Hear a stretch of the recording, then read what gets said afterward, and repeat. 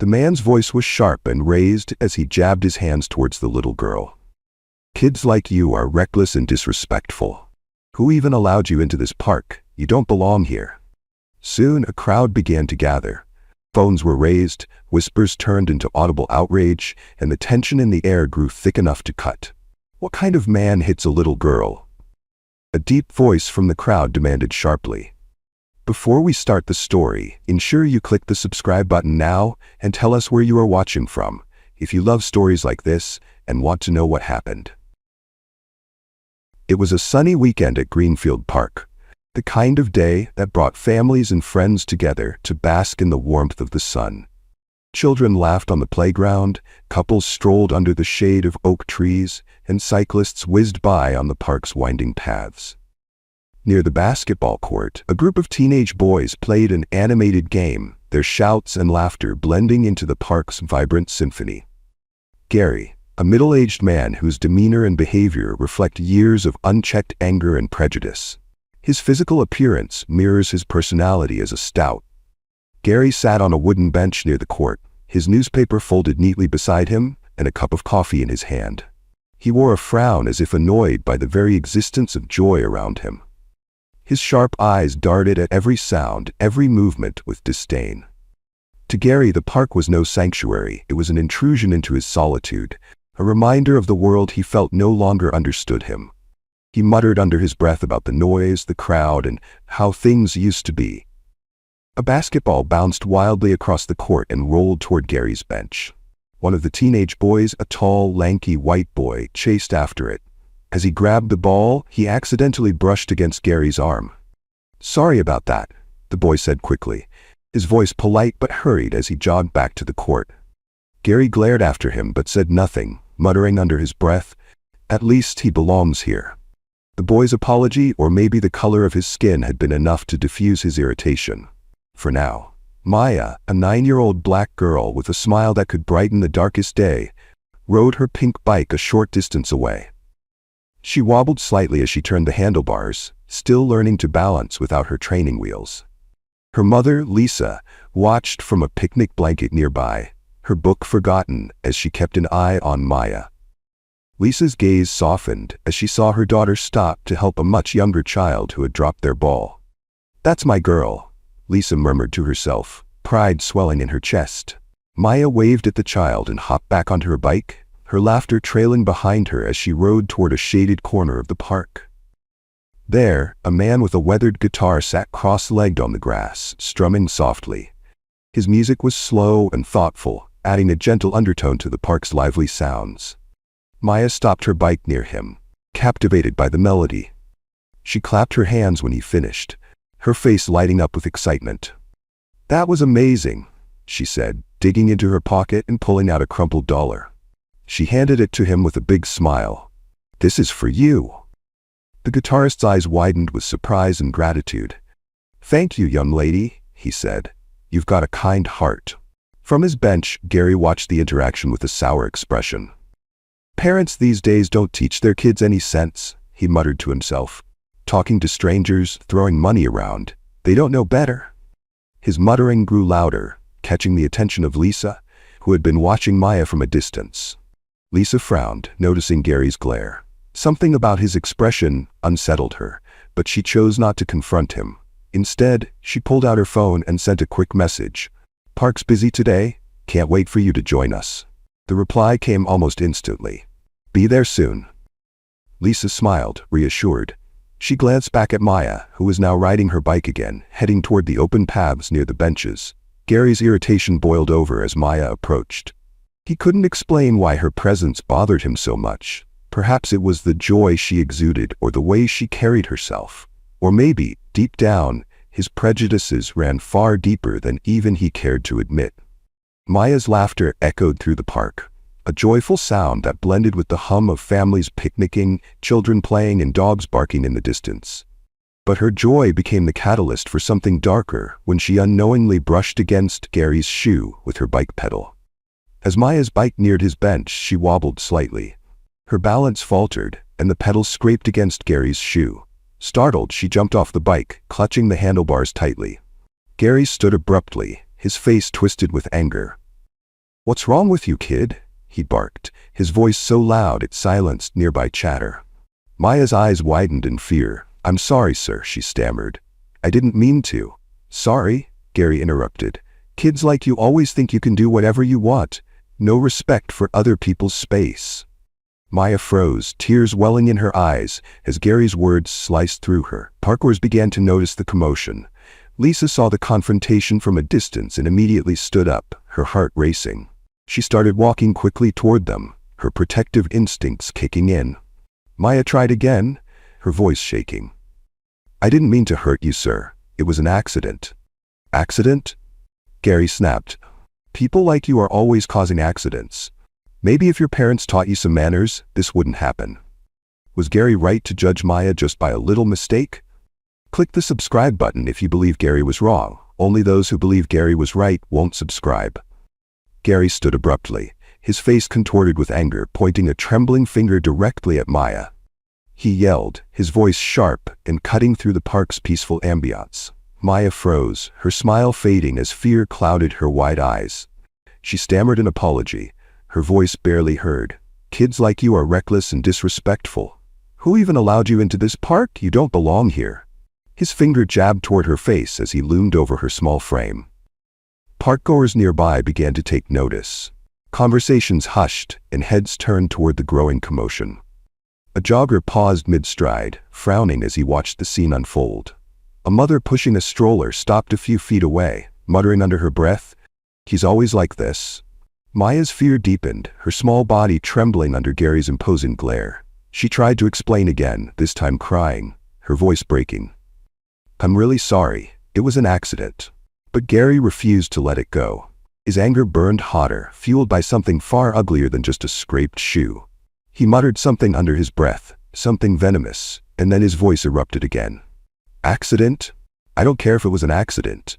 The jogger, sensing the situation escalating, stepped forward cautiously. "Hey, man," he said, his tone calm but firm. "She's just a kid. Take it easy." Gary turned sharply, his anger now redirected. "Mind your own business," he snapped. "This has nothing to do with you." The jogger held his ground, glancing briefly at Maya, who was now clutching her bike and fighting back tears. The jogger's voice softened, almost pleading. "Come on, look at her. She's scared. There's no need for this." But Gary's anger only grew. He waved his arm dismissively, his voice dripping with sarcasm. "Oh, sure. Let's all just excuse bad behavior. That's what's wrong with this world. People like her." His words trailed off into something even more vile. Something that caused audible gasps from the gathering crowd. Before Maya or anyone could react, Gary's rage boiled over. He raised his hand and struck Maya's face with a sharp punch, telling her to keep quiet. The force knocked her off balance, and she fell to the ground, clutching her face as tears spilled down her cheeks. The park froze. For a moment, there was only silence, broken by Maya's soft, pained cries. Then came the gasps, the murmurs, the frantic sounds of people reaching for their phones to record the incident. Maya's mother, Lisa, already walking from a far distance, sprinted towards her daughter, her face a mix of panic and fury. "What is wrong with you?" she shouted, her voice echoing across the park. She knelt beside Maya, cradling her in her arms and checking her for injuries. Maya, through her tears, whispered something to her mother. Her voice was so soft that only Lisa could hear it. "He punched me?" she asked, her words tinged with fear and pain. Maya's tiny frame crumpled to the ground, her cheek red and swelling from the force of the punch. The joyful chatter of the park fell silent, replaced by the shocked gasps of bystanders. She clutched her pink bike. Her knuckles white as tears streamed down her face, mixing with the dirt on her cheek. Lisa's jaw tightened. Her hands trembled as she pulled out her phone, her fingers moving quickly over the screen.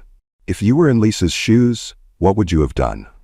Click the subscribe button now to get justice for Maya and Lisa. Lisa's expression was one of barely contained rage, but her voice remained calm as she spoke softly to Maya. "It's okay, baby. Your father is coming." Gary, meanwhile, showed no sign of remorse. He doubled down, waving his arms angrily as he addressed the crowd that had now formed around him. "She should have stayed out of my way," he shouted. "Kids these days have no respect. None." The jogger, still standing nearby, pulled out his phone and began recording. Gary noticed but didn't stop his rant. If anything, the attention seemed to fuel his arrogance. "Go ahead," he sneered. "Record all you want. I'm not the bad guy here. She's the one who caused this mess." Lisa's hands shook as she finished typing a message and hit send. Her voice was calm, almost chillingly so, as she looked up at Gary. "You're going to regret this," she said, her tone steady but filled with quiet menace. Gary scoffed, crossing his arms over his chest. "Yeah, right," he muttered. "Regret what? Telling the truth?" Lisa didn't respond. She stood slowly, her gaze unwavering as she watched him. The park-goers, now filming from various angles, murmured among themselves. Some whispered words of outrage. Others speculated about who Lisa had just contacted. As the tension grew, one thing became clear. The day's events were far from over, and Gary, for all his bluster, had no idea what was coming next. Some parents hurried their children away, whispering to them softly, but others began inching closer, curiosity and concern etched on their faces. Whispers spread through the crowd like wildfire. "What happened? Did he hit her?" "That's a little girl." Gary, standing a few feet away, crossed his arms defiantly, his face flushed with anger. "This is ridiculous," he spat, his voice rising. "She ran into me. What was I supposed to do? Just let it happen?" The crowd grew larger. A group of teenagers from the basketball court wandered over, their game forgotten. Among them, a tall, middle-aged man stepped forward. His expression darkened as he looked from Maya to Gary. "What kind of man punches a kid?" he asked, his voice steady but carrying a dangerous edge. Gary turned to him, his eyes narrowing. "Stay out of this," he snapped, his tone sharp and dismissive. "You don't know what happened here." The man took another step forward, his gaze unwavering. "I don't need to know the details. I saw enough. You hit her." Gary threw up his hands, his frustration bubbling over. "She was being reckless. She scraped my shoe with her bike. Look at this." He pointed down at his scuffed sneaker, as if the small mark justified his actions. "Kids like her think they can do whatever they want. Someone needs to teach them some discipline." The murmurs in the crowd grew louder. A woman holding a stroller shook her head, her voice loud enough for those nearby to hear. "He's always like this. I've seen him yell at people before, especially if they are black. This isn't the first time." Gary's eyes darted around, realizing the crowd was turning against him. He tried to leave, taking a step back toward the path. But before he could retreat, Lisa and the rest of the crowd stepped into his path. Lisa's expression was calm, almost eerily so, but her eyes burned with quiet fury. "You're not going anywhere," she said, her voice low and steady. Gary scoffed, trying to push past her, but Lisa didn't move. "Move out of my way," he demanded. "I've had enough of this nonsense." Lisa folded her arms, her gaze locked on his. "No," she said simply. Gary, clearly rattled but unwilling to admit it, shouted again. "You're all blowing this out of proportion. She's the one who ran into me. I was just defending myself." His words only fueled the crowd's indignation. Several people had their phones out now, recording the scene. A woman's voice could be heard in the background. "Did you call the police?" she asked another bystander. "Yes," the reply came. "They're on their way." Gary heard this exchange and rolled his eyes. "The police?" he said with a bitter laugh. "Great. Let's waste their time over this nonsense." Lisa didn't respond to him. She knelt down beside Maya, her movements careful and deliberate as she checked her daughter's face. Maya winced but didn't pull away. "It hurts, Mom," she whispered, her voice trembling. Moments later, a police car pulled up near the edge of the park. Two officers stepped out, their expressions serious as they approached the crowd. Gary smirked, his confidence returning. "Finally," he muttered, "some real authority." The murmurs in the crowd grew louder. "He hit her," someone said. "This is unacceptable." Another voice chimed in. "Where are the police?" As if on cue, the officers arrived. They walked toward the crowd with an air of authority, their hands resting on their belts. The parkgoers parted to let them through, their phones still trained on the scene. Gary's confidence swelled as the officers approached. "Finally," he said, his tone dripping with relief, "someone who can bring some sense to this madness." The officers began asking questions, but their tone was noticeably different when they spoke to Gary. One of them, a middle-aged man with a stern face, listened to Gary's version of events with nods of apparent agreement. "She ran into me," Gary explained, his voice growing louder with each word. "I was just defending myself. I didn't do anything wrong." When the officers turned to the jogger and the guitarist for their accounts, their questions were curt and dismissive. "Are you sure you saw what you think you saw?" one of them asked. "It's easy to misinterpret situations like this." The jogger bristled. "I know what I saw. He hit her." The officer's expression remained neutral, but his tone turned dismissive. "We'll handle it." Maya's mother, Lisa, stood protectively over her daughter, her hands trembling as she held her phone. She watched as the officers seemed to side with Gary, their questions to him polite and measured, while their responses to the witnesses were curt and skeptical. Were the officers right to side with Gary simply because he's white? Click the subscribe button if you believe they were wrong. Only those who love their prejudice won't subscribe. Finally, one of the officers turned to Lisa. "Ma'am," he said, his tone firm, "we're not going to escalate this. It looks like an accident that got out of hand. Let's all calm down." Lisa's voice was steady but icy. "He hit my daughter," she said, her words sharp and deliberate. "And you're telling me this was just an accident?" The officer glanced at Gary, then back at Lisa. "It's best if everyone goes their separate ways."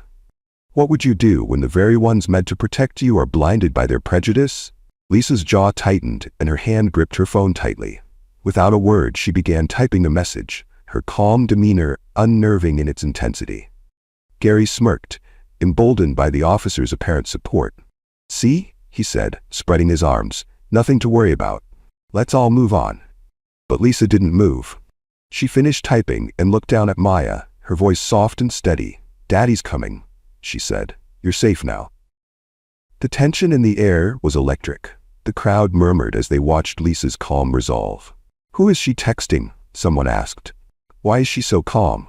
Suddenly, a faint sound began to rise in the distance, a low, rhythmic hum that grew louder with each passing second. The parkgoers turned toward the entrance, their attention shifting as the sound became unmistakable. Sirens. One by one, black and white police cars pulled into the park, their lights flashing but sirens silent. The vehicles formed a line, their engines rumbling as they stopped in unison. The doors opened, and officers began stepping out, their movements purposeful and deliberate. Finally, a sleek black SUV pulled up behind the police cars. The driver's door opened, and a tall man in a perfectly pressed uniform stepped out. His presence commanded immediate respect. His shoulders were broad, his expression unreadable, and his aura was one of absolute authority. The murmurs in the crowd turned into whispers of recognition. "That's Chief Jackson, the chief of police," someone said. "He's Maya's dad." Chief Jackson walked toward the scene with a wave of authority in measured steps, his gaze sweeping over the crowd before settling on his daughter. His expression softened briefly as he saw her, but the fire in his eyes remained. Lisa stepped aside, her face a mixture of relief and restrained anger. "She's right here," she said. Chief Jackson knelt down beside Maya, gently lifting her chin to inspect the red mark on her cheek. "Are you okay, sweetheart?" he asked, his voice low and steady. Maya nodded, tears still glistening in her eyes. "I'm okay now, Daddy," she whispered. Jackson knelt down, inspecting Maya's tear-streaked face. His voice was calm and steady, but his eyes burned with a quiet fury. Maya's small hand reached to touch her cheek. "He hit me," she whispered. "I didn't do anything wrong, Daddy." Chief Jackson's jaw tightened, but he kept his voice gentle. "I know, baby. You don't have to worry anymore. I'm here." He stood, turning his full attention to Gary. The crowd grew silent, their phones still recording every moment as Jackson approached the man who had assaulted his daughter. "You," Jackson said, his voice sharp and deliberate, each word landing like a hammer. "Tell me exactly what happened." Gary's mouth opened, but no sound came out. His confidence, which had been so brazen only moments ago, evaporated under Jackson's piercing gaze. His hands fumbled at his sides, and he stammered. I didn't mean to." "Speak clearly," Jackson interrupted, his tone unwavering. "What did you do to my daughter?" Gary's face reddened as he struggled to form a coherent response. She was reckless," he finally managed. "She ran into me with her bike. It was an accident, and I—" "You hit her," Jackson said, cutting him off. "You hit a 9-year-old girl. Is that what you're trying to justify?" Gary's lips trembled, his words faltering. "I was defending myself," he blurted out, his voice rising in desperation. "She scraped my shoe. She needs to learn. Learn what? Jackson snapped, taking a step closer. That adults like you can attack children and call it discipline? That's your excuse? Before Gary could respond, a voice from the crowd rang out. It was the jogger, his phone still recording. He's lying, he shouted. I saw the whole thing. She didn't do anything to him. Another voice joined in. It was the guitarist, his quiet demeanor giving way to anger. He slapped her across the face. There was no accident. He lost his temper because she was a black kid having fun. The murmurs in the crowd grew louder as more witnesses began to speak up. He's always like this, a woman with a stroller exclaimed. I've seen him yell at people here before, but this is the worst. The teenage boy from the basketball court stepped forward. I bumped into him earlier by accident, and he didn't react like this to me. But the moment she got close, he blew up. He's just a bully. Gary's head darted between the speakers, his face growing pale as the crowd turned against him. He raised his hands in a futile attempt to defend himself. They're exaggerating, he said, his voice shaky. It wasn't like that. Enough, Jackson said, his voice slicing through Gary's excuses. You've been caught, not just by witnesses, but on camera. He gestured toward the phones held up by multiple parkgoers. Your actions speak louder than any lies you try to tell. Gary took a step back, his eyes darting to the initial officers who had tried to let him go. They said it wasn't a big deal, he exclaimed, pointing at them. They said I could leave. The crowd gasped, and Jackson's eyes narrowed as he turned to the two officers. Their discomfort was visible as they exchanged uneasy glances. Is that true? Jackson asked, his tone cold and cutting. Did you dismiss an assault on a child because you believed him over the witnesses? The older officer cleared his throat, struggling to maintain his composure. We were still assessing the situation, he said weakly. We didn't have all the information. You had plenty of information, Jackson shot back. You chose to ignore it. He stepped closer, his presence towering over them. That ends now. Both of you will report back to the station for an internal review. We don't tolerate negligence in this department. The officers nodded reluctantly, their faces flushed with shame. The crowd murmured in approval, their faith in justice beginning to restore. Gary, realizing his safety net had crumbled, tried one last desperate lie. I didn't know she was your daughter, he said, his voice shaking. If I'd known. Jackson's expression darkened, and his voice dropped to a low, dangerous tone. It shouldn't matter whose child she is. No one deserves to be treated the way you treated her. The weight of Jackson's words settled over the park, silencing Gary completely. The crowd watched as Jackson gestured to his officers. Take him into custody, he ordered. Charge him with assault and add hate crime enhancements. Let the court decide his fate. The officers moved quickly, handcuffing Gary as he sputtered weak protests. This isn't fair. I didn't mean. His words were drowned out by the murmurs of the crowd and the sound of cameras capturing every angle of his arrest. As Gary was led away, Jackson turned back to Maya, his expression softening as he knelt beside her again. Are you ready to go home, sweetheart?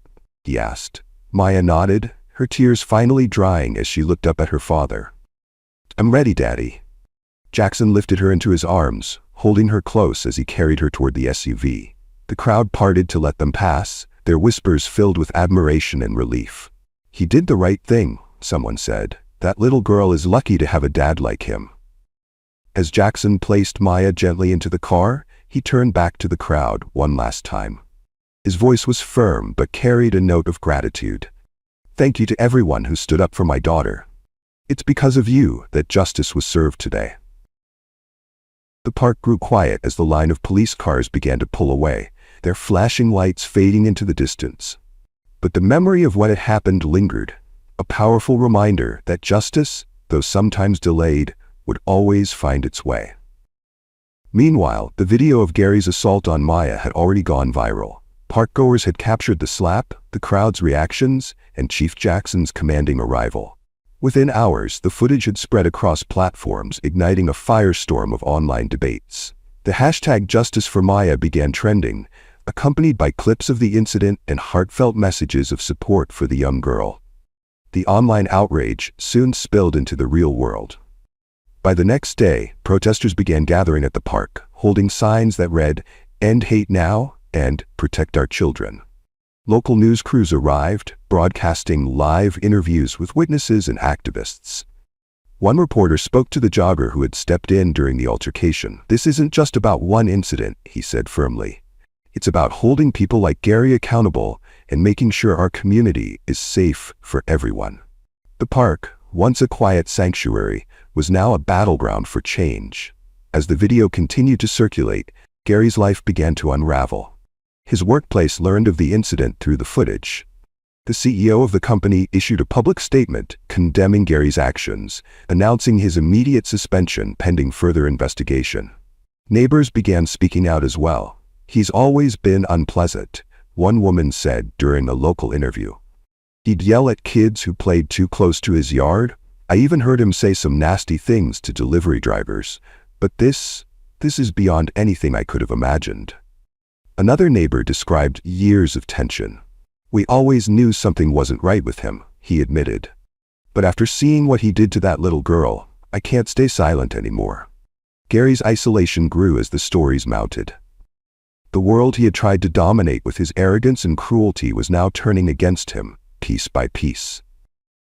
In the weeks that followed, the park underwent a transformation.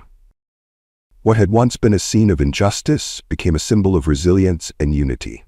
Community leaders organized events to celebrate diversity, inviting families of all backgrounds to come together. Maya, now more confident than ever, returned to the park with her family. She rode her bike along the same path, greeted by cheers and waves from other parkgoers. The jogger, the guitarist, and even the park ranger were there, offering her words of encouragement. Chief Jackson, standing proudly beside Lisa, delivered a powerful statement to the gathered crowd and reporters. "This isn't just about Maya," he said, his voice resonating with conviction. "It's about creating a world where no child has to fear being themselves, where kindness and respect are the norm, not the exception." The crowd erupted in applause, their voices united in a call for justice and change. The park, once tainted by Gary's actions, had become a place of hope and strength. Maya's story, though painful, sparked a movement that reminded everyone, even in the face of hatred, courage and unity could prevail. The park remained a hub of activity, not with conflict, but with purpose. Volunteers gathered to restore the park's peaceful atmosphere, planting flowers, repainting benches, and hanging signs promoting kindness and inclusivity. Families returned, bringing their children, who now felt safe to play without fear of hostility. In court, Gary faced his charges with no one to defend his behavior. Witnesses, including the jogger, the guitarist, and even the park ranger, testified against him. Their accounts painted a clear picture of a man whose unchecked anger had finally caught up with him. The court handed down a sentence that included community service and mandatory participation in anti-bias training, ensuring he would face his actions and learn from them. The park became a gathering place for conversations about justice, unity, and growth. Weekly events brought families together to celebrate diversity, picnics, music festivals, and storytelling circles that encouraged empathy and understanding. Maya, always at the center of these gatherings, became a voice for change despite her young age. At one such event, Maya stood on a small stage next to her father, holding his hand tightly as she addressed the crowd. Her voice, though soft, carried strength beyond her years. "I was scared that day," she admitted, her eyes meeting those of the children in the audience. "But my daddy told me that we don't have to stay scared. We can stand up, even when it's hard." The crowd applauded, many wiping away tears. Chief Jackson stepped forward, his hand on Maya's shoulder. "This park has become more than a place to play," he said, his deep voice resonating across the space. "It's become a symbol of what we can achieve when we come together. Hate thrives in silence, but love and courage can overpower even the loudest voices of fear." If you love this story, don't forget to subscribe, like, and share for more. See you in the next one.